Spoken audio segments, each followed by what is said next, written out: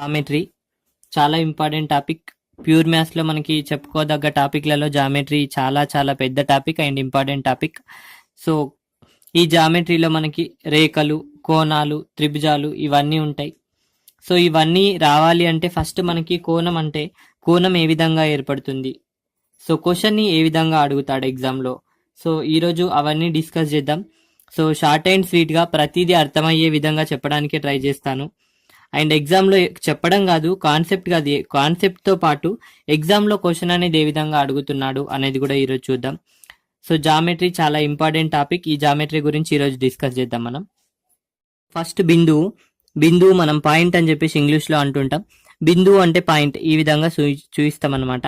So బిందువు గురించి మనం క్వశ్చన్ ఏం అడగచ్చు అంటే LBH లేనిది ఏదైనా ఉందా అంటే బిందువు ఒకటే. అంటే పొడవు, వెడల్పు, ఎత్తు ఇవేమీ అవసరం లేకుండా మనం ఏదైనా గీయగలుగుతామంటే దాన్ని బిందువు అంటాం అనమాట. సో జామెట్రీలో LBH లేకుండా గీసేది ఒకటి పాయింట్, దాన్ని బిందువు అని చెప్పేసి అంటుంటాం. సో ఈ విధంగా సూచిస్తాం అనమాట. ఇగో A పాయింట్, B పాయింట్, ఇది బిందువు గురించి. సో నెక్స్ట్ కిరణం, రే అని చెప్పేసి అంటుంటాం. సో కిరణం అంటే ఏం లేదు, స్టార్టింగ్ పాయింట్ ఉంటుంది కానీ ఎండింగ్ పాయింట్ ఉండదు. ఎండింగ్ పాయింట్ అంటే ఎక్కడి వరకన్నా గీసుకోవచ్చు, అది స్టార్టింగ్ పాయింట్ మాత్రమే చెప్పొచ్చు, ఎండింగ్ పాయింట్ చెప్పలేందే కిరణము, రే అని చెప్పేసి అంటుంటాం. చాలా ఇంపార్టెంట్. కిరణం ద్వారా మనం చాలా ఏర్పాటు చేయడం జరుగుతుంది. సో చూసుకోండి, స్టార్టింగ్ పాయింట్ ఉంటుంది, ఎండింగ్ పాయింట్ అనేది ఉండదు, దాన్ని ఏమంటాం కిరణం అని చెప్పేసి అంటుంటాం. సో మనకి బుక్ లో ఏ విధంగా చెప్తాడంటే ఆది బిందువు ఉండి అంత్య బిందువు ఉండదు, దాన్ని కిరణం అని చెప్పేసి అంటుంటాం. అంటే స్టార్టింగ్ పాయింట్ మాత్రమే ఉంటది, ఎండింగ్ పాయింట్ ఉండదు. సో ఇక్కడ మన క్వశ్చన్ ఏ విధంగా అడగచ్చు అంటే కిరణాన్ని నిర్దిష్ట తలంలో గీయవచ్చా, అంటే ఒక ప్లేస్ లో కిరణాన్ని గీయవచ్చా అంటే గీయలేము. ఎందుకు, స్టార్టింగ్ పాయింట్ తెలుసు కాకపోతే ఎండింగ్ పాయింట్ తెలుసా, తెలీదు. సో స్టార్టింగ్ పాయింట్ మాత్రమే తెలిసి ఎండింగ్ పాయింట్ తెలియకుంటే, సో తెలియనప్పుడు అంటే ఎక్కడి వరకు తెలియనప్పుడు యారో మార్క్ తో సూచిస్తాం అనమాట. ఇది కూడా గుర్తుంచుకోండి. సో స్టార్టింగ్ పాయింట్ ఉండి ఎండింగ్ పాయింట్ లేని దాన్ని కిరణం అంటారు.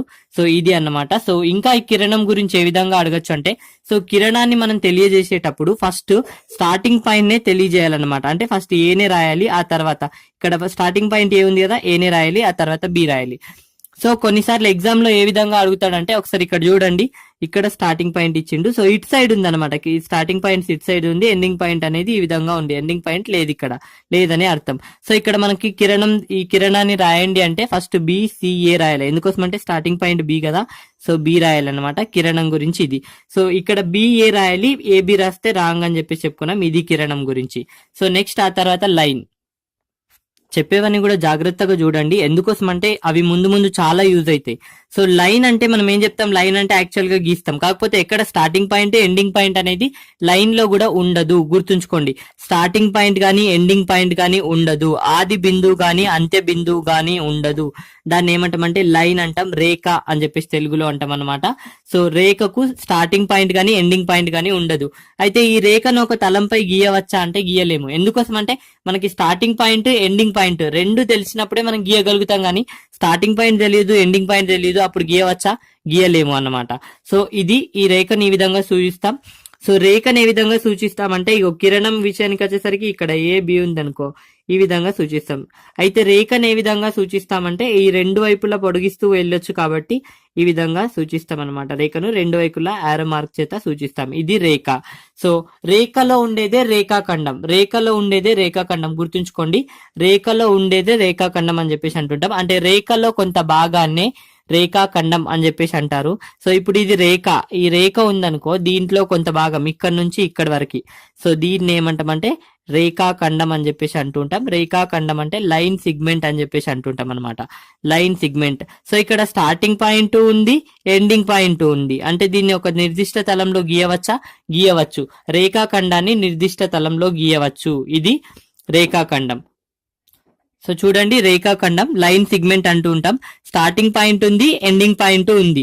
సో దీన్ని ఏమంటామంటే ఒక రేఖ, ఇది ఒక రేఖలో ఈ ఇంత భాగాన్ని మాత్రమే మనం రేఖాఖండం అని చెప్పేసి అంటుంటాం. So starting point ending point రెండు ఉంటే దాన్ని రేఖాఖండం అంటాం అనమాట. ఇంకా చెప్పాలంటే రేఖలో కొంత భాగాన్ని రేఖాఖండం అని చెప్పేసి అంటుంటాం. సో ఏ విధంగా సూచిస్తామంటే ఈ విధంగా సూచిస్తాం. AB ఏబి బార్ అని చెప్పేసి అంటున్నాం కదా, ఇగో బార్ లాగా ఏబి బార్ ఇస్తాం, ఈ విధంగా కూడా చూపిస్తాం అనమాట. దీన్ని ఆర్క్ అంటాం.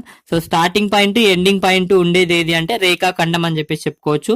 సో ఇటు మనం ఈ 4 పాయింట్స్ గుర్తుంచుకుంటే మిగతా అవన్నీ కూడా గుర్తుంచుకోవచ్చు అనమాట. మళ్ళీ ఒకసారి చెప్తే చూడండి. సో ఇప్పటివరకు చెప్పుకున్నది ఒకసారి షార్ట్ గా చెప్తే చూడండి, ఎందుకోసం అంటే అవి ద్వారానే మనం మిగతా వాటి అన్నిటిని కూడా ఈజీగా ఫైండ్ అవుట్ చేయొచ్చు. సో ఇక్కడ బిందువు అంటే ఒకటే పాయింట్ ఉంటుంది, ఎల్బిహెచ్ అవసరం లేదు దానికి. ఆ తర్వాత కిరణం అంటే ఏంది, స్టార్టింగ్ పాయింట్ ఉంటుంది, ఎండింగ్ పాయింట్ ఉండదు, నో ఎండింగ్ అనేది. సో దీన్ని ఏమంటాం, కిరణము అని చెప్పేసి అంటుంటాం. ఆ తర్వాత నెక్స్ట్ రేఖ అంటే ఏంది, no starting point, no ending point. రేఖకు ఏ పాయింట్ ఉండదు అనమాట, స్టార్టింగ్ పాయింట్ ఉండదు, ఎండింగ్ పాయింట్ ఉండదు, గీసుకుంటేనే వెళ్ళిపోవచ్చు. అది ఎటు సైడ్ అన్నా గీయచ్చు అనమాట, ఇటు సైడ్ అటు సైడ్. ఆ తర్వాత ఏంది, రేఖాఖండం అని చెప్పేసి అంటుంటాం. దీనికి స్టార్టింగ్ పాయింట్ ఉంటుంది, ఎండింగ్ పాయింట్ ఉంటుంది. సో ఇక్కడ చెప్తే చూడండి, ఇక్కడ ఈ విధంగా సూచిస్తాం. దీన్ని ఏ విధంగా సూచిస్తామంటే ఇగో ఏబి ఈ విధంగా సూచిస్తాం. ఎందుకోసం అంటే స్టార్టింగ్ పాయింట్ ఉంది, ఎండింగ్ పాయింట్ లేదు. రేఖాఖండం ఎండింగ్ పాయింట్ లేదు, స్టార్టింగ్ పాయింట్ లేదు, ఎక్కడన్నా గీసుకోవచ్చు. సో ఈ విధంగా సూచిస్తాం. ఆ తర్వాత రేఖాఖండం, ఇక్కడ స్టార్టింగ్ పాయింట్ ఉంది, ఎండింగ్ పాయింట్ ఉంది. సో ఈ విధంగా రేఖాఖండాన్ని సూచిస్తాం. ఇది మనకి బేసిక్ పాయింట్స్ అన్నమాట జామెట్రీలో. సో నెక్స్ట్ చెప్తా చూడండి. సో ఒకసారి చూడండి, ఈ కోణం ఏ విధంగా ఏర్పడుతుందో నేను చెప్తా చూడండి. సో ఇక్కడ స్టార్టింగ్ పాయింట్ ఉంది, ఎండింగ్ పాయింట్ లేదు, దీన్ని ఏమంటాం, కిరణం అని చెప్పేసి అంటుంటాం. సో తర్వాత ఇంకొక కిరణాన్ని తీసుకున్నాం అనుకో, ఇక్కడ స్టార్టింగ్ పాయింట్ ఉంది, సో ఎండింగ్ పాయింట్ లేదు. ఇప్పుడు మనకి ఏం ఏర్పడింది, ఇక్కడ ఇది కూడా ఒక కిరణం సో ఇక్కడ ఎన్ని కిరణాలు ఉన్నాయి, 2 కిరణాలు ఉన్నాయి, గుర్తుంచుకోండి. ఈ రెండు కిరణాలచే ఏర్పడేదే కోణం అని చెప్పేసి అంటుంటాం. చూసుకోండి, చాలా ఇంపార్టెంట్. కోణం ఏ విధంగా ఏర్పడుతుంది, కోణం 2 కిరణాలచే, 2 కిరణాలు ఉన్నాయా, ఇక్కడ 2 కిరణాలు ఉన్నాయి, ఈ 2 కిరణాలచే ఏర్పడేదే కోణం ఎక్కడ ఏర్పడుతుంది అంటే ఇక్కడ ఏర్పడుతుంది అనమాట. సో ఈ ఏర్పడే స్పేస్ నే, ఈ రెండిటి మధ్య ఏర్పడే స్పేస్ నే మనం కోణం అని చెప్పేసి అంటుంటాం. ఇంగ్లీష్ లో యాంగిల్ అని చెప్పేసి అంటాం. సో దీన్ని టీటా చేత సూచిస్తాం అన్నమాట. సో కోణం అని చెప్పేసి అంటుంటాం. ఇది కోణం గురించి ఫస్ట్ మనం తెలిసింది 2 కిరణాలచే ఏర్పడుతుంది. సో 2 కిరణాలచే ఏర్పడుతుంది. మరి కోణానికి అంత్య బిందువులు ఉంటాయా అంటే ఇక్కడ వరకు ఉండదు. కాకపోతే ఈ పాయింట్ ఉంటది, ఈ పాయింట్ ని మనం ఏమంటాము అంటే, సో 2 కిరణాలకి, ఈ కిరణానికి కావచ్చు, ఈ కిరణానికి కావచ్చు, 2 కిరణాలకి మధ్యనున్న బిందువుని ఏమంటాము అంటే, ఉమ్మడి బిందువు అంటాం. సో ఉమ్మడి బిందువు అంటే రెండిటికి ఒకటే ఉంటే దాన్ని ఉమ్మడి బిందువు అంటుంటాం అనమాట. ఇక ఒకసారి చూడండి. సో ఇక్కడ ఉమ్మడి బిందువు ఏది అంటే, ఇగో ఇక్కడ యాంగిల్ ఏది అంటే టీటా, యాంగిల్ ని టీటా చేత సూచిస్తాము. సో ఇక్కడ దీన్ని ఉమ్మడి బిందువు అని చెప్పేసి అంటుంటాం. దీనికి ఒక పేరు కూడా పెట్టారు, ఏంటంటే శీర్షము అని చెప్పేసి అంటుంటాం అనమాట. శీర్షము, ఈ ఉమ్మడి బిందువుకు ఒక పేరు అయితే పెట్టడం జరిగింది, దాన్ని శీర్షము అని చెప్పేసి అంటుంటాం. ఇంగ్లీష్ లో వర్టెక్స్ అంటాం. సో వర్టెక్స్ అంటుంటాం అనమాట. శీర్షం అంటే ఏంది, ఇప్పుడు శీర్షం 2 కిరణాలకి ఉమ్మడి బిందువు ఉంటే దాన్ని శీర్షం అని చెప్పేసి అంటుంటాం, వర్టెక్స్ అని చెప్పేసి అంటాం మనం ఇంగ్లీష్ లో. ఇది కోణం గురించి. సో ఇప్పుడు మీకు ఏం తెలిసింది, 2 కిరణాల చేత ఏర్పడేదే కోణం అని చెప్పేసి తెలిసింది. ఓకే, నెక్స్ట్ ఇంకా ఏంటంటే కోణం గురించి ఇంకొక పాయింట్ చెప్పుకుందాం. ఇక్కడ చూడండి. సో ఈ కోణం ఉంది, ఈ కోణాన్ని ఇక్కడ ఏబిసి అని చెప్పేసి రాస్తుంటాం. సో ఇది టీటా. సో కోణాన్ని ఏ విధంగా సూచించాలి అంటే, ఇది కోణం కదా, ఈ భాగం కోణం కదా, ఈ భాగం ఏది, ఏ భాగాన్ని కూడా కోణాన్ని ఎప్పుడు కూడా మిడిల్ లో సూచించాలన్నమాట. సో ఈ విధంగా ఇక్కడ బిఏసి అని చెప్పేసి చూపించాలన్నమాట. సో కోణం ఎక్కడ ఉంటది అంటే మిడిల్ లో ఉంటది. సో ఇప్పుడు కోణం ఏ ఈక్వల్ టు ఇది అన్నమాట. సో కోణం ఇక్కడ ఉంటది కదా, కోణాన్ని ఎప్పుడు కూడా మిడిల్ లో సూచించాలి, ఇది కూడా గుర్తుంచుకోండి. సో ఇప్పుడు చూడండి, ఇక్కడ కోణం ఎక్కడుంది, ఇక్కడ ఉంది కదా. సో ఇక్కడ కోణం ఉంది. సో దీన్ని ఏ విధంగా సూచించాలి, సి అనేది మిడిల్ లో ఉండాలి. ఎందుకోసం అంటే సి దగ్గరే కోణం ఉంది కదా, సి అనేది మిడిల్ లో ఉండాలి. మిగతాది ఎటు రాసినా పర్లేదు, ఇట బిఏ రాసినా కూడా పర్లేదు, లేదంటే ఏబి రాసినా కూడా పర్లేదు. కాకపోతే కోణాన్ని ఏ విధంగా సూచించాలి, మిడిల్ లో ఉండేటట్టు సూచించాలి కోణాన్ని సూచించడానికి ఇది. సో నెక్స్ట్ చూద్దాం. చూడండి. సో ఇక్కడేమో ఉమ్మడి బిందువు ఉంది, ఆ తర్వాత ఇక్కడ ఒక కిరణము, ఇక్కడ ఒక కిరణము, 2 కిరణాలు ఉన్నాయి, ఉమ్మడి బిందువు ఉంది. అప్పుడు ఇది ఏమైతుంది, కోణం అవుతుంది. సో కోణం ఈక్వల్ టు మా మిడిల్ లో ఎంత ఉంది మనకి, ఇగో కోణం ని మనం మిడిల్ లో సూచిస్తాం ఈ విధంగా. ఆ తర్వాత ఏబి అని చెప్పేసి రాసుకుంటాం. సో ఇంకా కోణంలో చెప్పుకునే పాయింట్ ఏంటంటే, ఇక్కడ చూడండి. సో ఇక్కడ ఫస్ట్ దీన్ని ఏమంటామంటే, కోణంలో ఈ భాగాన్ని తొలి కిరణం అని చెప్పేసి అంటుంటాం అనమాట, చాలా ఇంపార్టెంట్. ఆ తర్వాత పైకి ఉండే భాగాన్ని ఏమంటామంటే తుది కిరణం అని చెప్పేసి అంటుంటాం అనమాట, తొలి కిరణం తుది కిరణం. ఆ తర్వాత చెప్పాల్సిన పాయింట్ ఏంటి అంటే, సో చూడండి తర్వాత ఇక్కడ కోణం ఏమో కోణం ఉంది ఇక్కడ. సో కోణంలో లోపల కొన్ని బిందువులు ఉన్నాయి, బయట కొన్ని బిందువులు ఉన్నాయి. సో ఇక్కడ బయట ఏమేమి బిందువులు ఉన్నాయి, ఒకటి పి ఉంది, ఒకటి క్యూ ఉంది. సో PQ బిందువులను బాహ్య కోణ బిందువులు అని చెప్పేసి అంటుంటాం. అంటే కోణానికి బయట ఉన్నాయి కాబట్టి వాటిని బాహ్య కోణ బిందువులు అని చెప్పేసి అంటుంటాం. లోపల ఉన్నాయి రెండు బిందువులు S6, ఈ రెండు లోపల ఉన్నాయి కాబట్టి వీటిని ఏమంటామంటే కోణాంతర బిందువులు అని చెప్పేసి అంటున్నాం అనమాట. కోణం లోపల ఉండే బిందువులను కోణాంతర బిందువులు, బయట ఉండే బిందువులను కోణ బాహ్య బిందువులు అని చెప్పేసి అంటూ ఉంటాం. సో కోణం గురించి ఎందుకు చెప్తున్నారు అంటే, కోణం గురించి ముందు ముందు చాలా చాలా ఇంపార్టెంట్ పాయింట్స్ అనేవి రావడం జరుగుతుంది. సో కోణం గురించి మన క్వశ్చన్స్ అయితే రావడం జరుగుతుంది, పూరక కోణాలు తర్వాత సంపూరక కోణాలు అని చెప్పేసి, అందుకోసమే చెప్పడం జరిగింది. సో కోణం గురించి కంప్లీట్ తెలిసింది మనకి ఇప్పుడు. కోణం అంటే ఏంది? సో కోణం అంటే ఏం లేదు, రెండు కిరణాల చేత, అంటే ఒక కిరణం అంటే ఏంది, స్టార్టింగ్ పాయింట్ ఉంటుంది, ఎండింగ్ పాయింట్ ఉంటుంది, రెండు కిరణాల చేత ఏర్పడేదే కోణం అని చెప్పేసి మీకు ఒక క్లారిటీ అయితే వచ్చి ఉంటది. ఇది కోణం గురించి. సో ఆ తర్వాత నెక్స్ట్ ఇక్కడ ఇంపార్టెంట్ పాయింట్ ఏంటి అంటే ఇది. సో ఇక్కడ సరేకియాలు అంటే మనకు తెలియాలన్నమాట. సరేకియాలు అంటే చెప్తుంటాం మనకి, సరేకియాలు అంటుంటాం. సరేకియాలు అంటే ఏం లేదు, సరేకియాలు అంటే 3 కంటే ఎక్కువ బిందువులు. సో 3 కంటే ఎక్కువ బిందువులు, దాదాపు 3 లేదా 3 కంటే ఎక్కువ బిందువులు. సో 3 తీసుకోండి, 3 కంటే ఎక్కువ ఉన్నా పర్లేదు. సో 3 కంటే ఎక్కువ ఉంటే దాన్ని ఏమంటామంటే ఒకే తలంపై 3 కంటే ఎక్కువ బిందువులు ఉంటే దాన్ని సరేకియాలు అని చెప్పేసి అంటుంటాం అనమాట. 3 ఉన్నా కూడా సరేకియాలు అంటే అంటుంటాం అని చెప్పేసి చెప్పుకోవచ్చు. ఆ తర్వాత భిన్న రేఖలు అంటే ఏంది అంటే సరేకియాలు కానివి అనమాట. అంటే ఇక్కడ 1 ఉంది, 2 ఉంది, 3 ఉన్నాయి. 3 ఉంటే సరేకియాలు అని చెప్పేసి చెప్పింది కదా. సరేకియాలు అంటే ఏంది, ఒకే తలంపై 3 బిందువులు ఉంటే దాన్ని సరేకియాలు అంటాం. ఇక్కడ 1 ఉంది, ఇక్కడ 1 ఉంది, ఇక్కడ 1 ఉంది, ఈ రెండు ఒకే తలంపై ఉన్నాయి కానీ ఇది ఒకే తలంపై ఉందా, లేదు. దాన్ని ఏమంటామంటే భిన్న రేఖలు అని చెప్పేసి అంటుంటాం అనమాట. సరేకియాలు వెరీ ఇంపార్టెంట్. ఒకే తలంపై 3 బిందువులు ఉంటే, 3 కన్నా ఎక్కువ బిందువులు ఉన్నా పర్లేదు, 3 మాత్రం మాక్సిమం మినిమం 3 ఉండాలి. 3 ఉంటే దాన్ని సరేకియాలు అంటుంటాం అనమాట. ఇది సరేకియాలు. భిన్న రేఖలు అంటే వేరువేరుగా ఉంటే దాన్ని భిన్న రేఖలు అంటాం. టైప్స్ ఆఫ్ యాంగిల్స్ అంటుంటాం. ఈ కోణాల రకాల గురించి తెలుసుకుంటే మనకి దాదాపు త్రిభుజాల గురించి కూడా తెలిసినట్టే. సో ఫస్ట్ మనం చెప్పుకుందాం, ఫస్ట్ అల్పకోణం. కోణాలలో ఫస్ట్ది అల్పకోణం అని చెప్పేసి అంటుంటాం. సో ఈ అల్పకోణం అంటే ఏం లేదు, అల్ప అంటే మనకు తెలుసు చిన్న కోణం అనమాట. సో చిన్న కోణాన్ని అల్పకోణం అంటూ ఉంటాం అనమాట. సో 90 డిగ్రీల కన్నా తక్కువ ఉండేది, సో 90 డిగ్రీల కన్నా తక్కువ ఉండే కోణాన్ని అల్పకోణం అని చెప్పేసి అంటూ ఉంటాం అనమాట. సో ఈ అల్పకోణాన్ని ఏ విధంగా సూచిస్తామంటే చూడండి, ఇక్కడ నేను చూపిస్తా. సో అల్పకోణం అంటే ఈ విధంగా ఉంటది అనమాట అల్పకోణం. సో ఇది, సో దీంట్లో డిస్టెన్స్ అనేది తక్కువ ఉంటది అనమాట. సో 90 డిగ్రీల కన్నా తక్కువ ఉంటే అల్పకోణం అంటాం. మరి 90 ఉంటే ఏ విధంగా ఉంటది అంటే, ఒక లైన్ ఉంటే ఆ లైన్ లో ఎల్ ఉన్నది అనుకో, ఈ విధంగా ఉంటే 90 అనమాట. ఇటు 90 ఉంటే ఇటు 90 ఉంటది. సో మొత్తం ఒక లైన్ లో ఎంత ఉంటది మనకి అంటే 180 డిగ్రీస్ ఉంటది అనమాట. సో మళ్ళీ ఒక సర్కిల్ గిట తీసుకుంటే మళ్ళీ ఇక్కడ 90 వస్తుంది, ఇక్కడ 90 వస్తుంది. అందుకోసం ఉంటది అని చెప్పేసి చెప్పుకుంటాం. సో ఒకసారి క్లారిటీ చెప్తా చూడండి. ఇక్కడ ఒక లైన్ ఉంది అనుకో, ఆ లైన్ లో ఎల్ వచ్చింది మనకి, దీన్ని ఏమంటామంటే లంబకోణం అంటాం అనమాట మనం. సో ఇక్కడ 90 డిగ్రీలు ఉంటే ఇక్కడ కూడా 90 డిగ్రీలు ఉంటది. సో ఇది వచ్చేసరికి ఒక లైన్ వరకే. అదే దాన్ని మనం సర్కిల్ విషయానికి వెళ్ళాం అనుకో, సర్కిల్ లో ఒక లైన్ తీస్తే దాన్ని ఎన్ని భాగాలు అయితే, 4 భాగాలు అయితే, అప్పుడు ఇక్కడ 90, ఇక్కడ 90, ఇక్కడ 90, ఇక్కడ 90. అందుకోసమే సర్కిల్ లో మొత్తం 360 డిగ్రీలు ఉంటాయని చెప్పేసి మనం చెప్తుంటాం. ఒక లైన్ లో వచ్చేసరికి ఎంత, 180, ఆ 180 డిగ్రీస్ లో అనమాట. సో ఇక్కడ ఫస్ట్ మనం కోణం గురించి తెలుసుకుందాం. అల్పకోణం అంటే 90 డిగ్రీల కన్నా తక్కువ ఉండే కోణాన్ని అల్పకోణం అంటమాట. సో 90 ఇక్కడ టీటా ఈక్వల్ టు ఏంటంటే 90 డిగ్రీల కన్నా తక్కువ ఉంటది, అదని అల్పకోణం అని చెప్పేసి అంటుంటాం. ఆ తర్వాత లంబకోణం అంటే నేను ముందే చెప్పిన ఎల్ ఆకారంలో ఉండేది అనమాట. సో లంబకోణం అనమాట, దీన్ని సమకోణం అని చెప్పేసి అంటుంటాం అనమాట. దీన్ని ఇంకొక విధంగా, సో 90 డిగ్రీలు కరెక్ట్ ఎగ్జాక్ట్ గా 90 డిగ్రీలు ఉంటే, సో ఇక్కడ ఈ విధంగా ఉంటది అనమాట ఆ కోణం.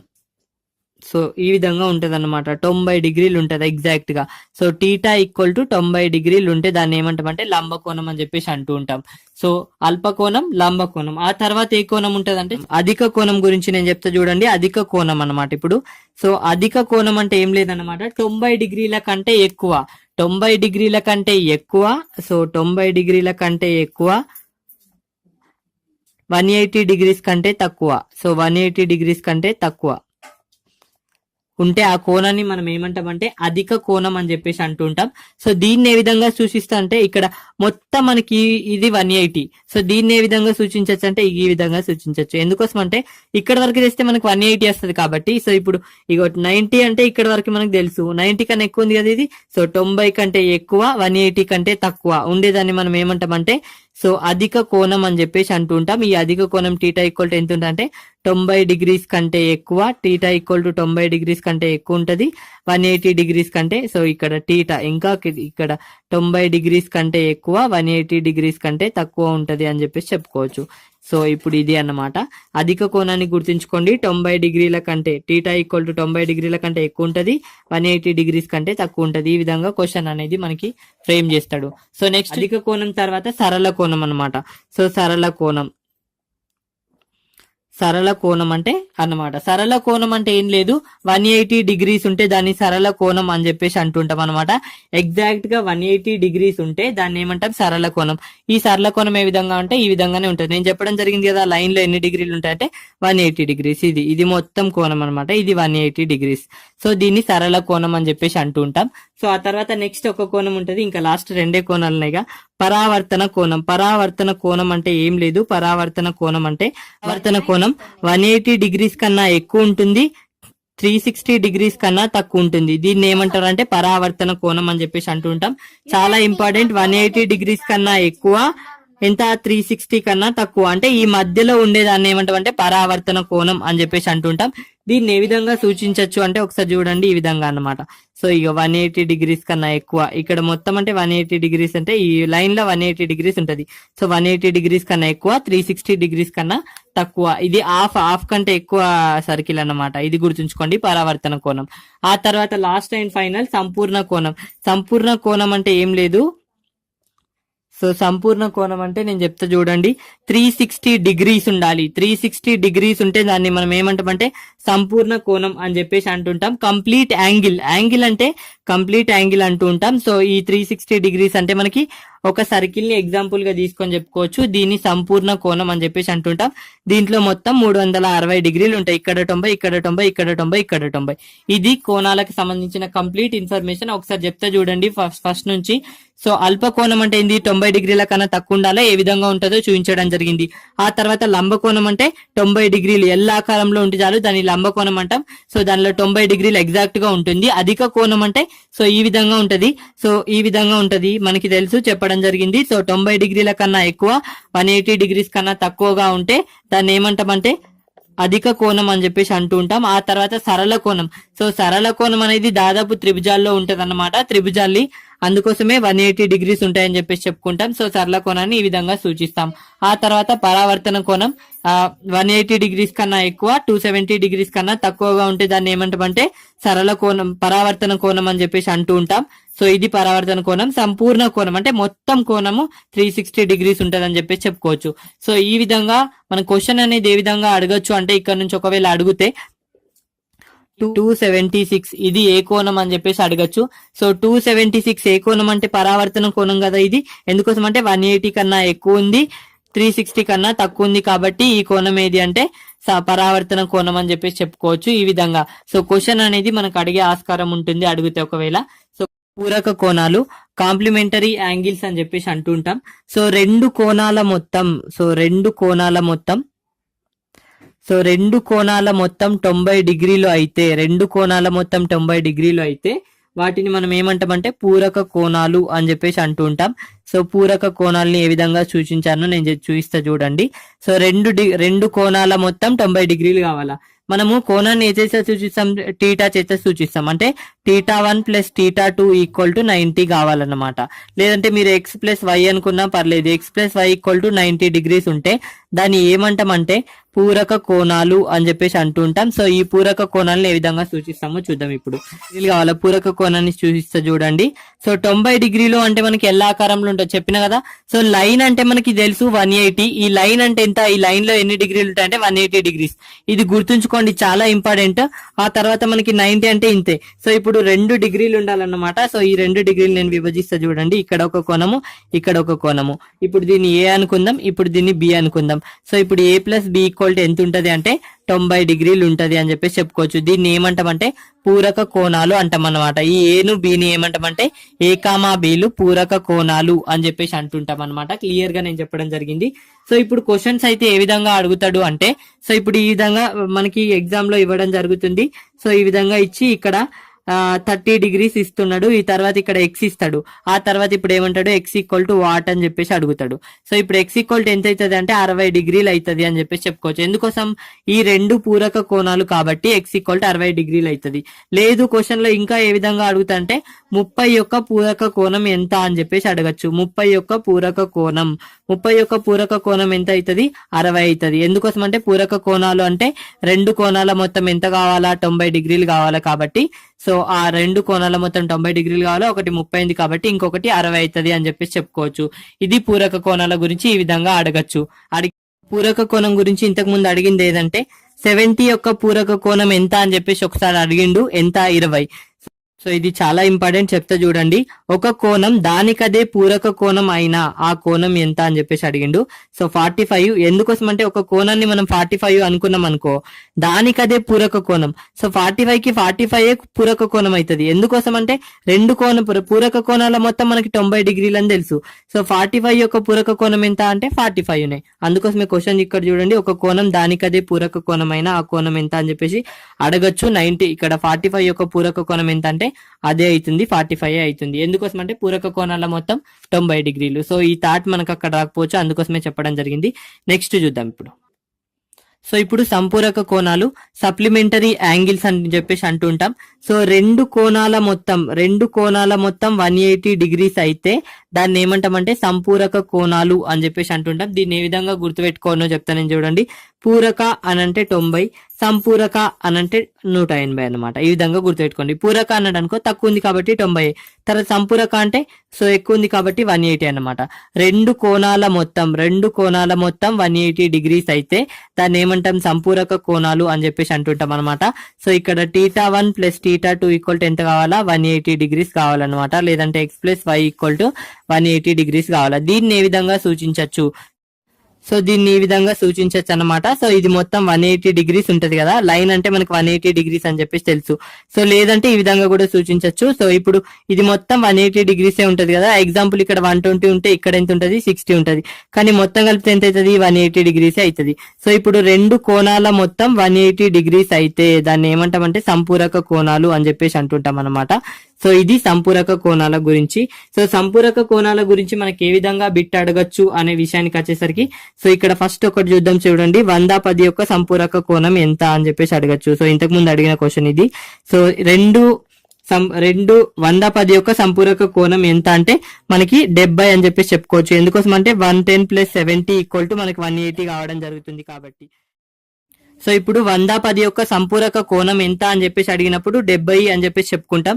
ఎందుకోసం అంటే సంపూరక కోణాల మొత్తం మనకి 180 డిగ్రీస్, ఆల్రెడీ 110 ఇచ్చిండు. ఈ 180 నుంచి 110 తీస్తే మనకి 70 రావడం జరుగుతుంది. సో 70 అని చెప్పేసి చెప్పుకోవచ్చు. ఈ విధంగా ఫైండ్ అవుట్ చేయొచ్చు. సో సంపూరక కోణాల నిష్పత్తి 2:3 అట.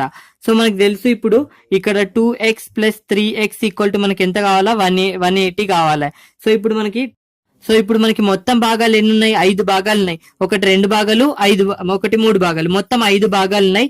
ఈ 5 భాగాలు ఈక్వల్ టు ఎంత 180. ఎందుకోసం అంటే సంపూరక కోణాల నిష్పత్తి అన్నాడు. సంపూరక కోణాల మొత్తం 180 కదా. సో ఇప్పుడు 5 భాగాలు ఈక్వల్ టు 180 అంటే 1 భాగం ఈక్వల్ టు ఏమైతుంది 36 రావడం జరుగుతుంది. సో ఇప్పుడు మనకు ఒకటి 2 భాగాలు ఉన్నాయి, ఇంకొకటి 3 భాగాలు ఉన్నాయి. సో ఇప్పుడు 2 భాగాలు అంటే 2 × 36 అంటే ఒకటి 72 ఉంటుంది, ఇంకొకటి 3 × 36 అంటే ఇంకొకటి 108 ఉంటుంది అన్నమాట. సో ఇప్పుడు పెద్ద కోణం ఏది అంటే 108 అని చెప్పేసి చెప్పుకోవచ్చు. ఈ విధంగా ఫైండ్ అవుట్ చేయొచ్చు. సో ఈ క్వశ్చన్ అయితే ఇంతకు ముందు అడగడం జరిగింది, చూసుకోండి. సో సంపూరక కోణాల గురించి కూడా చెప్పడం జరిగింది. సో ఇంకొక పాయింట్ కూడా ఇక్కడ చెప్పుకోవచ్చు. ఎందుకోసం అంటే ఒక కోణం దానికదే సంపూరక కోణం అయితే ఆ కోణం ఏది అంటే 90 డిగ్రీలు అని చెప్పుకోవచ్చు. ఎందుకోసం అంటే ఒక కోణం 90 డిగ్రీలు అయిందనుకో, ఈ 90 డిగ్రీలు దానికదే సంపూరక కోణం అవుతుంది. ఎందుకోసం అంటే 90 ప్లస్ 90 అంటే 180 అనమాట, ఇంతకు ముందు అడిగిన విధంగా. సో ఇది సంపూరక కోణాల గురించి. నెక్స్ట్ చూద్దాం ఇప్పుడు. సో రెండు సమాంతర రేఖలు ఒక తిర్యక్ రేఖచే ఏర్పడు కోణాలు అని చెప్పేసి అడిగిండు. సో ఇక్కడ నుంచే మనకి బిట్ రావడం జరుగుతుంది, చెప్తా చూడండి.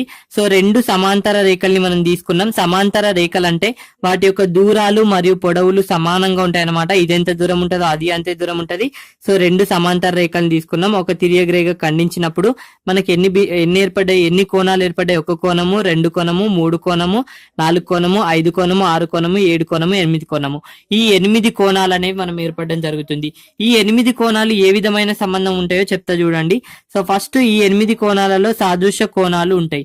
సో సాదృశ్య కోణాలు అంటే ఏం లేదు, సో ఇక్కడి అన్నమాట. ఈ విధంగా ఇగో సాదృశ్య కోణాలు అంటే 1 = 5 అవుతుంది అనమాట. ఆ తర్వాత నెక్స్ట్ 4 = 8 అవుతుంది అనమాట. సో 1 = 5, 4 = 8. ఆ తర్వాత నెక్స్ట్ 3 = ఏమవుతుంది? 7 అవుతుంది. 2 = ఏమవుతుంది? 6 అవుతుంది. సో 2 = 6 అవుతుంది, 3 = 7 అవుతుంది అన్నమాట. సో వీటిని సాదృశ్య కోణాలు, కరెస్పాండెంట్ యాంగిల్స్ అని చెప్పేసి అంటుంటాం. చాలా చాలా చాలా ఇంపార్టెంట్. సో ఇది మనకు తెలియాలి. ఇది తెలిస్తే ఎటువంటి క్వశ్చన్ అయినా ఆన్సర్ చేయొచ్చు. సో సాదృశ్య కోణాలు అంటే ఏంటంటే కరెస్పాండెంట్ యాంగిల్స్ అన్నమాట. ఇవి ఇక్కడ 1 5కు సమానం, 2 6కు సమానం అనమాట, 3 7కు సమానం, 8 4కు సమానం. సో ఇప్పుడు క్వశ్చన్ ఏ విధంగా అడగచ్చు అంటే ఈ విధంగా మనకి ఈ విధంగా ఇచ్చేసి ఆ తర్వాత ఇక్కడ మనకి 90 డిగ్రీలు ఇచ్చిండు, ఆ తర్వాత ఇక్కడ ఎక్స్ ఇచ్చిండు, ఆ తర్వాత ఇక్కడ వై ఇచ్చిండు. సో ఇప్పుడు x + y = వాట్ అని చెప్పేసి అడుగుతాడు. సో ఇప్పుడు మనకి ఏం తెలుసు? సో ఇక్కడ ఇక్కడ ఎంత ఉంటుందో ఇది కూడా అంతే ఉంటదని చెప్పాలి. ఎందుకోసం అంటే 1 = 5 అని చెప్పేసి నేను చెప్పిన 1 = 5. సో ఇప్పుడు ఇది 90 అయితే ఇది కూడా ఎంత అవుతుంది? 90 అవుతుంది. సో ఇప్పుడు x = మనకి 90 అని తెలిసింది. మళ్ళీ నేను ఇంకొకటి చెప్పడం జరిగింది. ఒక లైన్ ఉంటే మొత్తం దాంట్లో ఎన్ని డిగ్రీలు ఉంటాయి? 180 డిగ్రీస్ ఉంటాయి. ఇది 90 అయితే ఇది కూడా ఎంత అవుతుంది? 90 అవుతుంది. సో ఇప్పుడు x + y = ఎంత అంటే 180 డిగ్రీస్ అని చెప్పేసి చెప్పుకోవచ్చు. ఈ విధంగా ఫైండ్ అవుట్ చేయొచ్చు. సో ఈ విధంగా క్వశ్చన్స్ అయితే అడుగుతాడు. సో కొంచెం హయ్యర్ లెవెల్లో అడగచ్చు. అది మనకి సాదృశ్య కోణాలు నేను ఒకటే చెప్పడం జరిగింది, ఇంకా మిగతా అన్ని చూస్తే మనకు అర్థమైపోతుంది. సో సాదృశ్య కోణాల తర్వాత ఇంకే కోణాలు ఉంటాయంటే ఏకాంతర కోణాలు ఉంటాయన్నమాట. సో చాలా ఇంపార్టెంట్ ఏకాంతర కోణాలు. సో మనకి ఏకాంతర కోణాలు సో మనకి ఈ పేరులోనే ఉంటాయి అన్నమాట. ఏకాంతర కోణాలు. ఏకాంతర కోణాలు అంటే ఏం లేదు, ఇక్కడ చూడండి నేను చెప్తా. సో అంతర అని అన్నాడు. అంతర అంటే మనకు తెలుసు లోపల. మనకి ఇంగ్లీష్ లో దీన్ని ఏమంటామంటే ఆల్టర్నేటివ్ ఇంటర్నల్ యాంగిల్స్ అనమాట. ఆల్టర్నేటివ్ ఇంటర్నల్ యాంగిల్స్ అని చెప్పేసి అంటుంటాం, అంటే లోపల ఉండేవి. సో ఏకాంతర ఇప్పుడు లోపల ఉండేవే మనకు తెలుసు. లోపల ఉండేవి ఏ విధంగా? అంతరంగా ఉండే కోణాలు అని చెప్పేసి అన్నాడు. సో ఇప్పుడు చెప్తా చూడండి. 3 = 5 అనమాట, అంటే అపోజిట్ గా అపోజిట్ ఇక్కడ చూసుకోండి. సో 3 = 5 అవుతుంది అన్నమాట. ఆ తర్వాత మళ్ళీ 8 = 2 అవుతుంది అన్నమాట. సో 8 = 2. సో ఈ ఏకాంతర కోణాలు అంటే ఏం లేదు, సో లోపల అంతర అన్నాడు కాబట్టి లోపల ఉంటాయి. ఈ లోపల ఉండే అపోజిట్ గా ఉండేవి ఏమైతే సమానంగా ఉంటాయి అన్నమాట. అంటే ఇప్పుడు ఇక్కడ ఈ ఏకాంతర కోణాలలో చూసేసరికి ఇక్కడ 20 డిగ్రీలు ఉంటే ఇక్కడ కూడా ఎంత ఉంటది? 20 డిగ్రీలు ఉంటది అన్నమాట. ఇది గుర్తుంచుకోండి ఏకాంతర కోణాలు. ఆ తర్వాత ఏకబాహ్య కోణాలు. సో సేమ్ ఇది కూడా ఏకబాహ్య కోణాలు అంటే ఏం లేదన్నమాట, ఆల్టర్నేటివ్ ఎక్స్టర్నల్ యాంగిల్స్ అని చెప్పేసి ఇంగ్లీష్ లో అంటాం. ఏకబాహ్య కోణాలు ఆల్టర్నేటివ్ ఎక్స్టర్నల్ యాంగిల్స్ అని చెప్పేసి అంటూ ఉంటాం. ఏకబాహ్య కోణాలు అంటే ఏం లేదు, బయట ఉన్నాయట. బయట ఉన్నాయి. ఇప్పుడు ఇక్కడ ఏమేమి ఉన్నాయి చూద్దాం. 1 కి ఆపోజిట్ ఏమున్నది? 7 ఉన్నది. సో 1 = 7 అన్నమాట. ఆ తర్వాత 4 = ఏముంది? 6 ఉంది. సో 4 = 6 అన్నమాట. సో బాహ్య కోణాలు అన్నాడు, అప్పుడు బయటయే చూస్తున్నాం మనం. ఆ తర్వాత ఆల్టర్నేటివ్ అన్నాడు. సో ఆల్టర్నేటివ్ చూస్తున్నాం. బయట ఆల్టర్నేటివ్ గా ఏమున్నాయో అవే ఏకబాహ్య కోణాలు అవుతాయి. ఈ విధంగా గుర్తుపెట్టుకోవాలా. సో ఇప్పుడు మనం 3 చూడడం జరిగింది. ఒకసారి చెప్తే చూడండి. సాదృశ్య కోణాలు అంటే ఇక్కడ ఉండేది సమానంగా ఉంటాయి. వీటిని సాదృశ్య కోణాలు. ఇక్కడ ఉండేది. ఆ తర్వాత ఏకాంతర కోణాలు, అంతర కోణాలు అన్నాడు. ఆ తర్వాత ఆపోజిట్ అన్నాడు. సో అంతరంగా ఆపోజిట్ ఏ ఉన్నాయో అవి అవుతాయి. ఆ తర్వాత ఏకబాహ్య కోణాలు, ఆల్టర్నేటివ్ ఎక్స్టర్నల్ యాంగిల్స్ అంటుంటాం మనం. సో బాహ్యంగా ఉంటాయి, ఆపోజిట్ గా ఉంటాయి. ఇది మనకి కోణాల గురించి. సాదృశ్య కోణాలు, ఏకాంతర కోణాలు, ఏకబాహ్య కోణాలు. ఈ కోణాల గురించి చాలా ఇంపార్టెంట్. క్వశ్చన్స్ ఏ విధంగా అడుగుతాడో ఇప్పుడు చూద్దాం. 18 అని చెప్పేసి ఇచ్చిండు. సో ఈ విధంగా క్వశ్చన్ అడిగిండు. ఈ విధంగా క్వశ్చన్ అడిగి x = ఎంత అని చెప్పేసి అడిగిండు. సో మనకి ఇక్కడ ఒకటే లైన్ ఉంది. ఈ లైన్ మొత్తం మనకి 180 డిగ్రీస్ అని చెప్పేసి తెలుసు. ఆ 180 డిగ్రీస్ అని తెలిసినప్పుడు ఇప్పుడు ఈ రెండింటిని ప్లస్ చేస్తే వస్తుంది కదా, 3x + 18 + 93. ఇప్పుడు మనకి 180 = 18 + 93 అంటే మనకి ఎంత రావడం జరుగుతుంది? 3x ప్లస్ 111 అయితే రావడం జరుగుతుంది. ఇప్పుడు ఈ 111 ఇటు తెస్తే 180 నుంచి 111 తీసేస్తే ఇప్పుడు 3x రావడం జరుగుతుంది. ఇప్పుడు 3x ఈక్వల్ టు ఎంత రావడం జరుగుతుంది, ఇక్కడ 69 అనేది రావడం జరుగుతుంది. ఇప్పుడు x ఈక్వల్ టు ఎంత అవుతుంది అంటే 23 అవుతుంది. సో ఇప్పుడు x ఈక్వల్ టు ఎంత అంటే 23 అని చెప్పి చెప్పుకోవచ్చు. ఈ విధంగా ఫైండ్ అవుట్ చేయొచ్చు. సో ఇది ఈ విధమైన క్వశ్చన్ కూడా రావడం జరుగుతుంది. సో చాలా ఈజీ, మనకు ఒక లైన్ అంటే ఎంత 180 డిగ్రీస్ అని చెప్పేసి తెలియాలా. సో నెక్స్ట్ లాస్ట్ ఇది కోణాలలో లాస్ట్ పాయింట్ ఇది శీర్షాభిముఖ కోణాలు వర్టికల్ అపోజిట్ యాంగిల్స్ అని చెప్పేసి అంటుంటాం. సో నేను శీర్షం అంటే చెప్పిన, శీర్షం అంటే నేను ఏం చెప్పినా ఒకసారి చూసుకోండి కావాలంటే. సో శీర్షం అంటే ఇక్కడ ఒక కిరణం ఇంకొక కిరణం, రెండు కిరణాలకి మధ్య బిందువు ఉంటది, దాన్ని ఉమ్మడి బిందువు అని చెప్పేసి అంటూ ఉంటాం. ఆ ఉమ్మడి బిందువునే శీర్షం అంటుంటాం అనమాట. సో శీర్షం అని చెప్పేసి అంటుంటాం అని చెప్పేసి చెప్పిన. సో ఇక్కడ శీర్షం ఎక్కడుంది అంటే మనకు తెలియాలి. సో అందుకోసమే శీర్షం అంటే నేను అప్పుడు చెప్పడం జరిగింది. ఇది శీర్షం, ఇది కూడా శీర్షం అన్నమాట. సో ఉమ్మడి బిందువు కదా, ఈ ఉమ్మడి బిందువునే శీర్షం అని చెప్పేసి అంటుంటాం. సో ఇప్పుడు శీర్షాభిముఖ కోణాలు అని చెప్పేసి అడిగినప్పుడు, సో శీర్ష అభిముఖ కోణాలు, సో ఆపోజిట్ యాంగిల్స్, సో శీర్షానికి అభిముఖంగా ఉండే కోణాలు సమానంగా ఉంటాయి, దాన్నే శీర్షాభిముఖ కోణాలు అని చెప్పేసి అంటుంటాం. సో శీర్షం ఇది, అభిముఖం అంటే ఆపోజిట్, ఈ రెండు అన్నమాట. So angle 1 equal to angle 3 అవుతుంది, యాంగిల్ 2 ఈక్వల్ టు యాంగిల్ 4 అవుతుంది, ఆ తర్వాత యాంగిల్ 6 ఈక్వల్ టు యాంగిల్ 8 అవుతుంది, ఆ తర్వాత యాంగిల్ 7 ఈక్వల్ టు యాంగిల్ 5 అవుతుంది. సో ఇది శీర్షానికి అభిముఖంగా ఉండే కోణాలు. సో శీర్షం అంటే మనకు తెలుసు ఆపోజిట్, శీర్షానికి ఆపోజిట్ గా ఉండే కోణాలు శీర్షాభిముఖ కోణాలు, అవి సమానంగా ఉంటాయి అని చెప్పేసి చెప్పుకోవచ్చు. ఇది శీర్షాభిముఖ కోణాల గురించి. సో మనకి తెలియాలన్నమాట, శీర్షం అంటే మనకు తెలుసు ఇక్కడ ఉంది. సో అభిముఖం అంటే ఆపోజిట్ గా ఉండే కోణాలు సమానంగా ఉంటే శీర్షాభిముఖ కోణాలు అని చెప్పేసి అంటుంటాం. ఇది శీర్షాభిముఖ కోణాల గురించి. సో ఇక్కడికి శీర్షాభిముఖ కోణాలు అంటే చెప్పడం జరిగింది. సో ఒకసారి ఇక్కడ చూడండి, ఇక్కడ 80 ఉంది. సో ఇక్కడ ఎక్స్ ఈక్వల్ టు అడిగింది మనకి. సో ఇక్కడ ఎంత ఉంటుందో ఇక్కడ కూడా అంతే ఉంటుందో, ఎందుకోసం అంటే శీర్షాభిముఖ కోణాలు ఇవి. సో శీర్షాభిముఖ కోణాలు ఇప్పుడు ఎక్స్ ఈక్వల్ టు ఎంత 80 అని చెప్పేసి మనకు తెలుసు. ఆ తర్వాత ఇక్కడ ఎంత ఉంది 20 ఉంది. సో ఇక్కడ ఎంత ఉంటుంది, శీర్షాభినికి అభిముఖంగా ఉంది కాబట్టి ఇక్కడ కూడా ఎంత ఉంటుంది 20నే ఉంటుంది. సో ఇప్పుడు y ఈక్వల్ టు ఎంత 20 అని చెప్పేసి చెప్పుకోవచ్చు. సో ఇప్పుడు x ప్లస్ y ఒకవేళ అడిగితే 80 ప్లస్ 20 అంటే 100 అని చెప్పేసి చెప్పుకోవచ్చు. ఈ విధంగా ఫైండ్ అవుట్ చేయొచ్చు. ఇది శీర్షాభిముఖ కోణాల గురించి. సో మన కోణాల గురించి దాదాపు అయితే మొత్తం చెప్పడం జరిగింది. సో కోణాల గురించి ఇప్పుడు డౌట్ అనేది ఉండకపోవచ్చు. నాకు తెలిసి కోణాల గురించి ఒక 1 మార్క్ అయితే ఖచ్చితంగా రావడం జరుగుతుంది. ఈ విధంగా మనకి ఇచ్చి x, y ఫైండ్ అవుట్ చేయమని కావచ్చు, సో పూరక కోణాల గురించి కావచ్చు, ఖచ్చితంగా ఇక్కడ నుంచి 1 మార్క్ అయితే రావడం జరుగుతుంది. సో 1కి 2 సార్లు చూడండి.